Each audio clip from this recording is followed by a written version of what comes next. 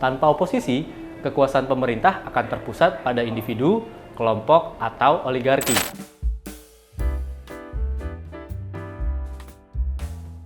Nah, lagi rame nih setelah kemenangan Prabowo di Pilpres 2024 versi real count walaupun belum selesai, tapi sudah ada beberapa partai politik yang mengumumkan bahwa akan menjadi oposisi di periode 2005 sampai 2009 mendatang. Nah, partai-partai yang menjadi oposisi itu kita bisa lihat seperti PDIP, walaupun belum resmi tapi akan mengarah ke sana. Nah, apa sih sebenarnya oposisi itu? Mari kita bahas. Partai oposisi memiliki peran yang sangat penting dalam politik yang dapat dirangkum dalam beberapa poin kunci.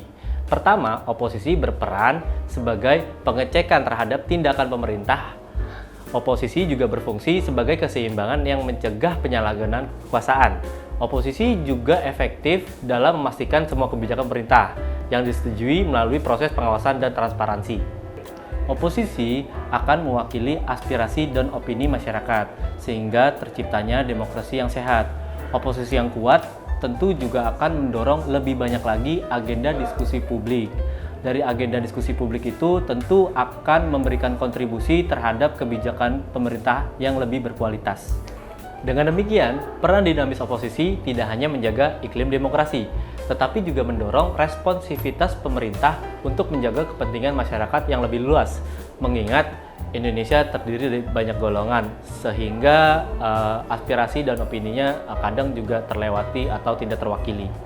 Tanpa oposisi, kekuasaan pemerintah akan terpusat pada individu, kelompok, atau oligarki. Tanpa oposisi yang kuat juga, resiko penyalahgunaan kekuasaan akan menguntungkan kepentingan kelompok atau individu atau oligarki yang tadi kita bahas. Sehingga, jika dalam pemerintahan tanpa adanya oposisi, maka sistem demokrasi kita akan kurang sehat. Selain resiko bagi demokrasi, penyalahgunaan kekuasaan dan praktik korupsi pasti akan terjadi. Dan yang kedua, jika oposisi melemah, bisa mengakibatkan adanya monopoli kebijakan, stagnansi dalam pembuatan keputusan, serta melemahnya institusi demokratis seperti lembaga independen yudikatif dan kebebasan pers.